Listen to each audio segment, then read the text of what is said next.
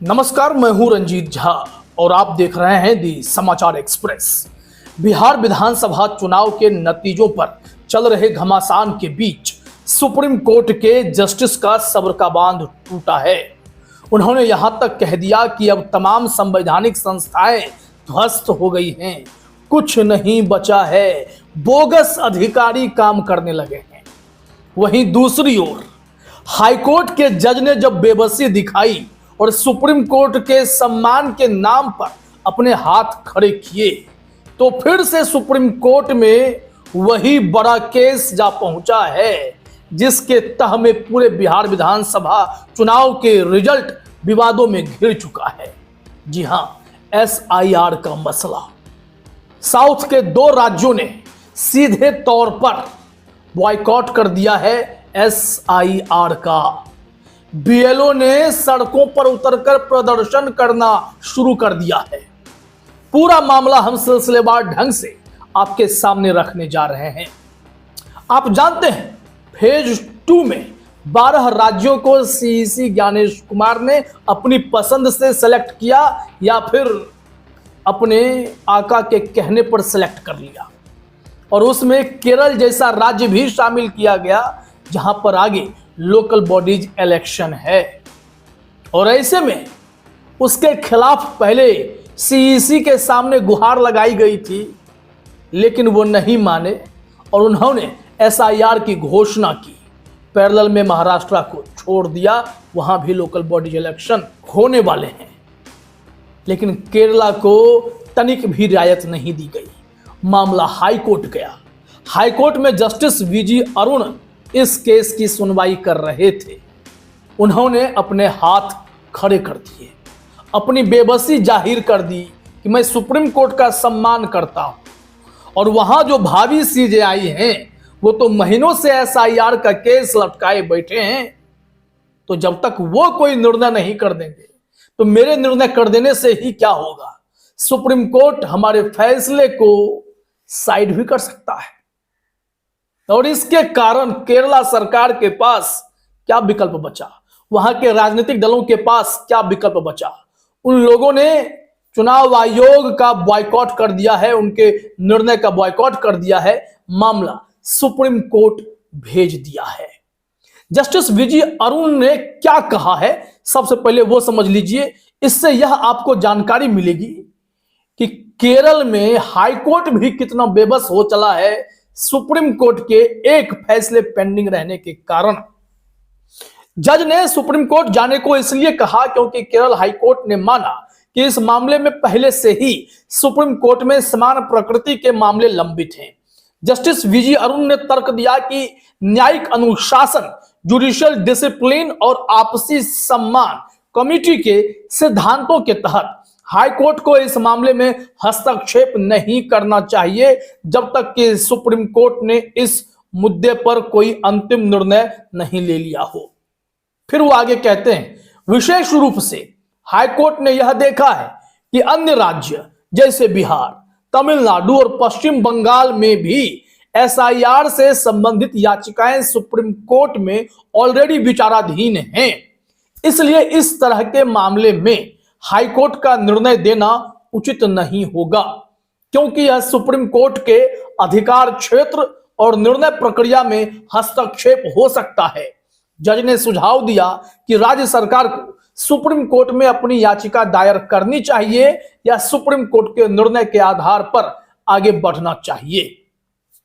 ऐसे में आप जानते हैं कि SIR के खिलाफ केरल जो है वो सीधे सुप्रीम कोर्ट जा पहुंचा है, और इसमें वही होगा। जस्टिस सूर्यकांत ही केस देखेंगे और कहेंगे कि इसके साथ जो वर्तमान याचिकाएं चल रही हैं उसे अटैच कर दो, और फिर इसमें सुनवाई लंबी खींचेगी और SIR की प्रक्रिया जबरदस्ती पूरी करने की कोशिश होगी। लेकिन ध्यान रहे, केरल बिहार नहीं है, वहां के BLO ने बॉयकॉट कर दिया है। अगर यही जागरूकता बिहार के BLO की होती, जो इतने दबाव में थे, कई BLO, कई अधिकारी जिसे चुनाव आयोग ने नियुक्त किया था वो इस्तीफा दे रहे थे, वो अपनी दुर्दशा जाहिर कर रहे थे, वो अगर बॉयकॉट किए होते तो बिहार के चुनाव का परिणाम कुछ और होता, लेकिन ऐसा हो न सका। अब यहां से समझिए कि हमने कहा कि सुप्रीम कोर्ट के जस्टिस का सब्र का बांध टूटा है। उन्होंने क्यों कहा कि मैंने वो दौर देखा है जब संवैधानिक संस्थाएं बेबाकी से, निडरता से, निष्पक्षता से काम किया करती थी। आज की तरह राजनीतिक दबाव उन पर नहीं होता था। दरअसल सुप्रीम कोर्ट के नामी जस्टिस अमानुल्लाह सीबीआई की करतूतों का भंडाफोड़ कर रहे थे। वो सीबीआई जैसी तथाकथित स्वायत्त संस्था, संवैधानिक संस्था की हकीकत देश को बता रहे थे। उन्होंने सीबीआई के हवाले चुनाव आयोग जैसी संस्थाओं पर भी निशाना साध दिया है, जहां पर सीईसी ज्ञानेश कुमार के रहते यह ताकतवर संवैधानिक संस्था दंतहीन हो चुकी है। उन्होंने कहा, you want to only target because you are under compulsion to do that. I know how CBI used to work. उनके कहने का जो मतलब है मैं क्लियरली बताता हूं, मैं ट्वीट अंग्रेजी में क्या पढ़ूं। उन्होंने कहा, जस्टिस अमानुल्लाह ने दुख जताया कि सभी संस्थाएं ध्वस्त हो गई हैं और अब कोई स्वतंत्रता बाकी नहीं रही। उन्होंने कहा, सीबीआई अब केवल टारगेट करने में यकीन रखती है, निशाना साधने और राजनीतिक दबाव में वो काम कर रही है, जिससे जनता का भरोसा खत्म हो गया है। उन्होंने आगे कहा कि सीबीआई जैसी संवैधानिक संस्था अब सिर्फ निशाना साधने में यकीन रखती है। आप सिर्फ निशाना साधना चाहते हैं क्योंकि आपको ऐसा करने के लिए मजबूरी है। मुझे पता है कि सीबीआई पहले कैसे काम करती थी, क्या शानदार सत्र हुआ करता था, हर किसी को अपनी बात रखने का अधिकार था। अब सब ध्वस्त हो गया। बहुत दुखद स्थिति है, सारी संस्थाएं ध्वस्त हो गई, अब कोई स्वतंत्रता बाकी नहीं रही। क्लियरली उन्होंने कहा कि आपने जनता का भरोसा खत्म कर दिया। तमाम संवैधानिक संस्थाओं को उन्होंने निशाने पर लिया, तो क्या चुनाव आयोग इससे अछूता रह गया? आप ही सोचिएगा।